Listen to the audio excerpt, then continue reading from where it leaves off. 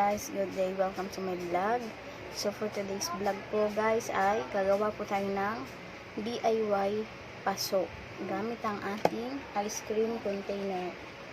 So i-recycle po natin siya instead na tapon.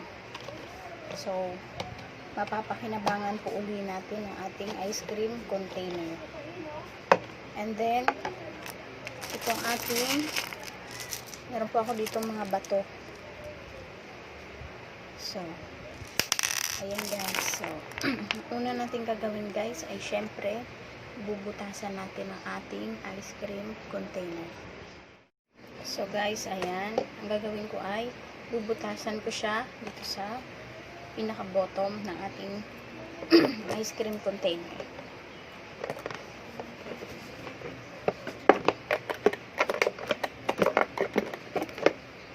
Malambot lang naman po siya. Kaya siyang butasin gamit ang container. Ayan po.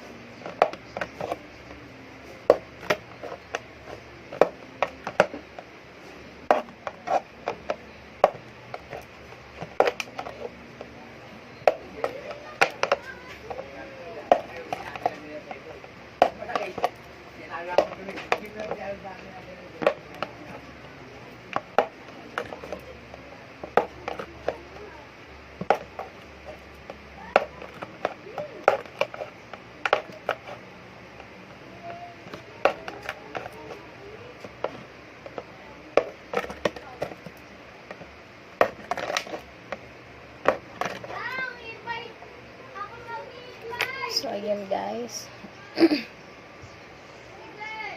Nabutasan ko na po ang ating ice cream container. Ang next steps po natin gagawin ay, nakita nyo itong mga batong to. Some are shells. Like this po. This is a shell. And this is a stone. Iisa-isahin po natin siyang ididikit sa ating ice cream container using a glue stick. But I can show you guys kasi ang aking extension cord ay malayo.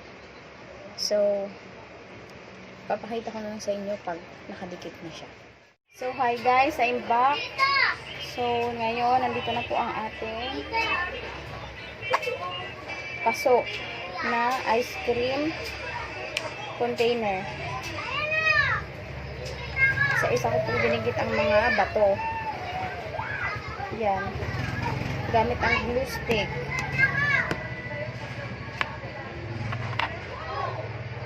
Yan po siya. At least, nagbago yung mukha ng ating ice cream container.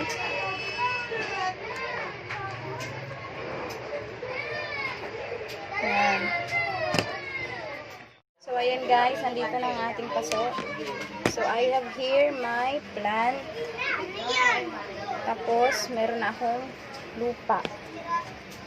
Okay.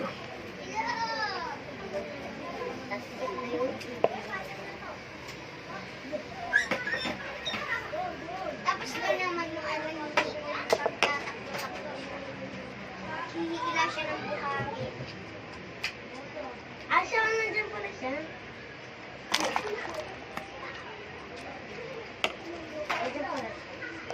Ano?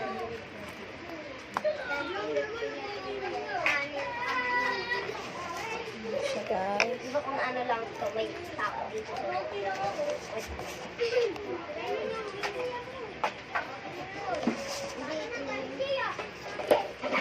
Tweety bird. Tweety bird na rin.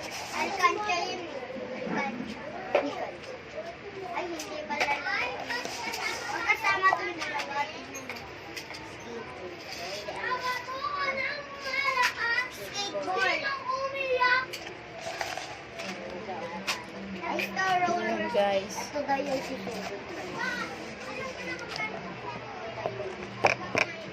Ito daw yung kaaway ko. Alam ko! Alam ko! Alam ko na. Alam ko na magpatayo nito.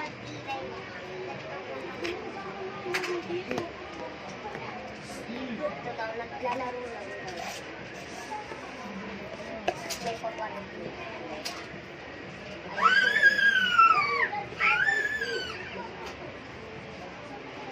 Injection need. So, ayan guys, naitanim ko na ang ating halaman. Gusto mo kapatid? Ayan siya.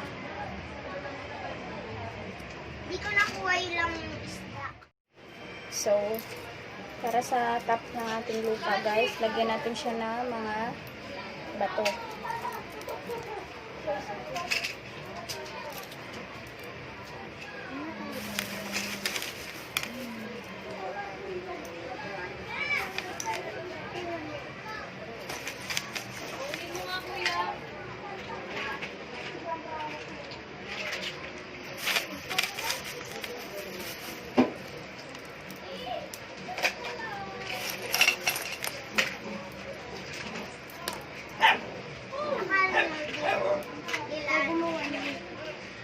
So, ayan na guys, tapos na po nang gawin ang ating